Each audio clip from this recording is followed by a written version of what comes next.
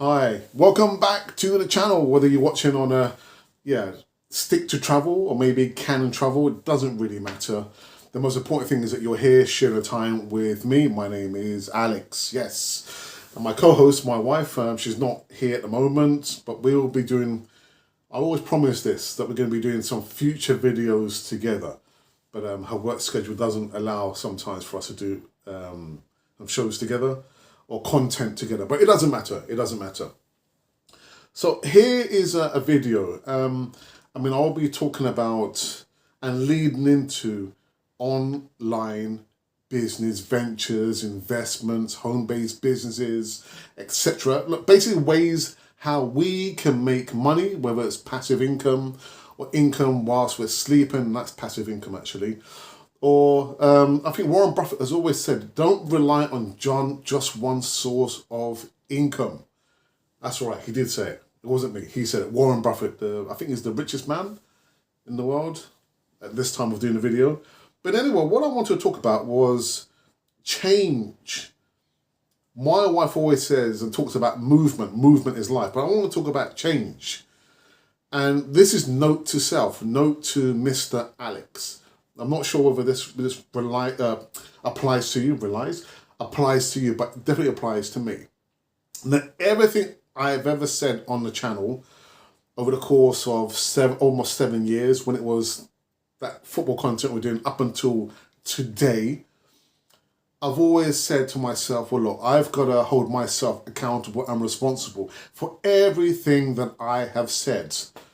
So I'm kind of embarrassed. Why am I embarrassed? Well, so I'll give you an example of change or lack of change.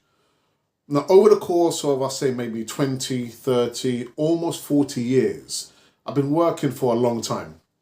Regular jobs, whether it's been in the UK or abroad in the UK. I've basically been working non-stop from the age of probably 8 or 9. And those of you who are the same age as me will remember those days a long time ago. Paper rounds, getting up 4 or 5 o'clock in the morning with my brother and doing the paper rounds around North London. And I've always wanted to do something different work-wise. And I've always had an entrepreneurial mindset. I'm not sure whether that came from my mum, because my mum and my grandmother were self-employed in the Caribbean. They were self-employed. Yeah, entrepreneurs. So maybe I got it from that side of the family. But me and myself and I've always wanted to do something different.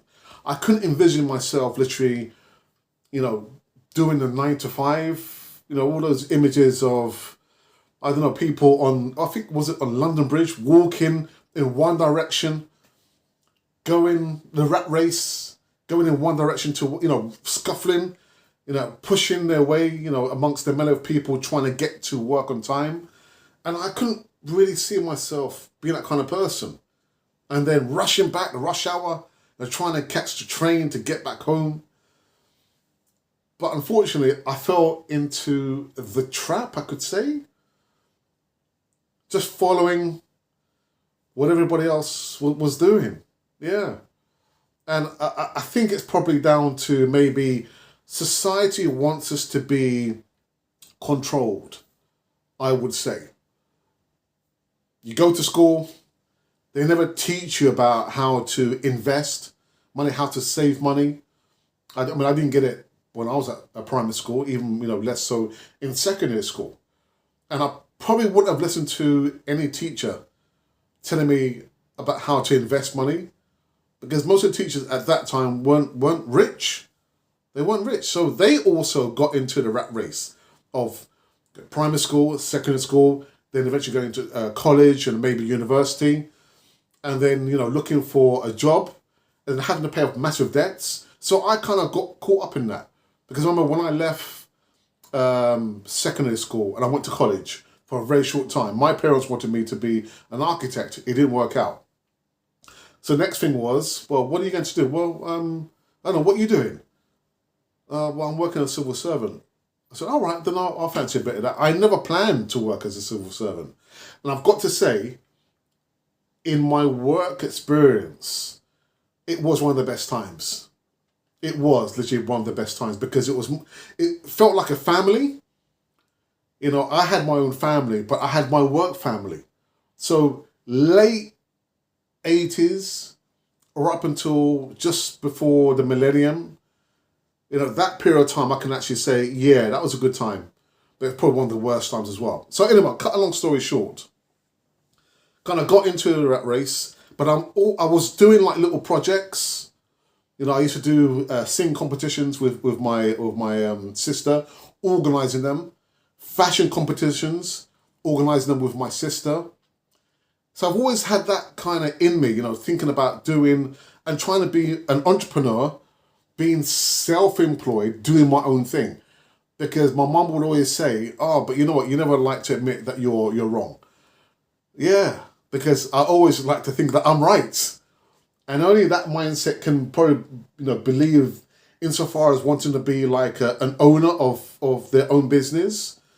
So it happened a few times, but I never could make to be consistently thinking right.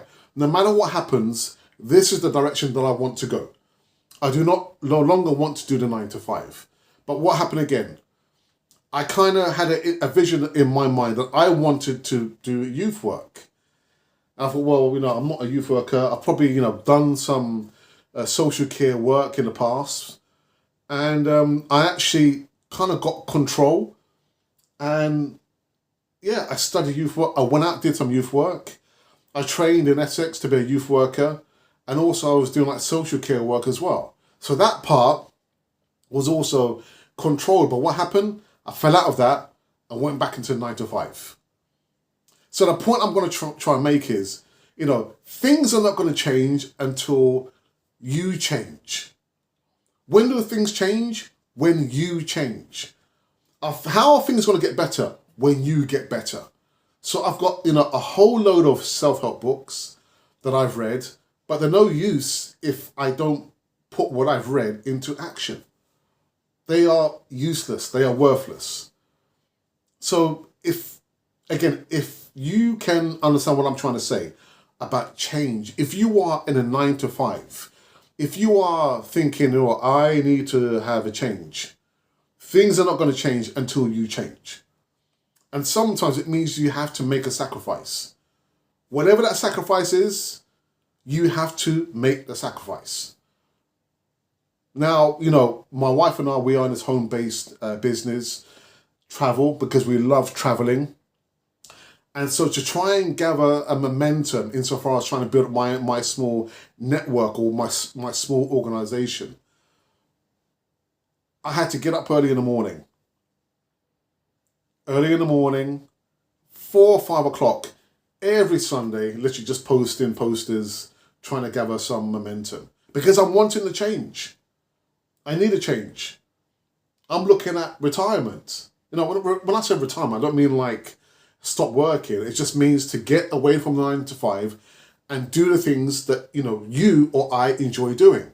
So I really enjoy and love traveling. I really do love and enjoy teaching English as a second language. You know that I've traveled to Costa Rica from 2007 to 2009 until my father passed away. So I've had to come back to England. And almost this time last year, I went back to Costa Rica for the first time in 14, almost 15 years. And it was good. I felt like it was a homecoming. Yeah, the prodigal son. So these are the things that I really love to do. However, in order for me to focus and get to do those things, I don't see it as work. I have to change. I have to make the sacrifice. Nobody can do it apart from myself.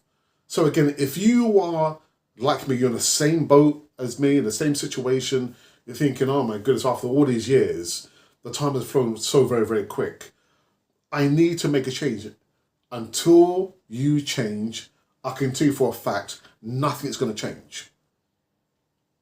Until, you think about things getting better, things are not going to get better. Whatever it is you think you need to do it. Do it. because tomorrow is not guaranteed. I hear, a lot of stories now. I mean, I heard, was it December time? Of course, you probably know that my mum passed away. December, January time, that a guy who I went to school with passed away 2 years ago. Played football with him, and apparently he died of cancer in his 50s. In his 50s. So tomorrow's not guaranteed. Grasp the opportunity now, but you have to make the sacrifice. Anything worth doing is worth making sacrifices. There's so many entrepreneurs. I mean, Colonel Sanders didn't make it until I think he was in his 70s, but he was consistent. Never gave up on the dream. Never gave up. So it's never too late. The only time when it's too late is literally when you're taking a forever nap. Yeah, so when you've passed away, of course, at that time it's too late, isn't it? So before that time, why not do your best? Again, this is note to Alex. This is a note to me that if I want change, I have to change and I have to make the sacrifices. So it's all well and good reading all those books there, but put everything that you've read into action, Alex, and maybe you too. Maybe you too. Change. I've always said, I always talk about the Denzel Washington video that I've posted in my group, where he says, in order for you to get the thing that you've never had, you have to do the thing that you've never done to be the person that you want to be. And it took me a few times. What was he talking about? In order for you to get something that you've never had, you have to do something that you've never done to become somebody that you've never been. So if you're thinking, all right, I'm going to do this action every single day of my life, but I want to get this, but nothing's happening, it means you have to change something. You have to change your mindset. Sometimes it might mean you have to change your circle of friends. Sometimes. Actually, most of the time. Because sometimes we're around people who are negative, and probably maybe you're the only positive person, and the first thing you hear from your friends is, oh, did you hear what happened? What are you talking about? You hear this person died? Oh, do you hear about the war? I try and stay away from most things on TV. Not everything, but most things. And unfortunately, I've had to move away from friends who are negative. It doesn't mean like I shut them down, like we don't ever communicate. You just limit the kind of access that they'll have to have, with you. Again, you don't have to shut them off. But if you're thinking maybe your friends are not helping you, then maybe you need to think about finding new friends. Try and find successful friends, or try and read, people who have gone through what we've gone through, and try and be inspired that way. Literally, there's no excuse. The social media, the books, even podcasts. Sometimes when I walk into I'm listening to Les Brown. Again, he was talking about even if you are depressed,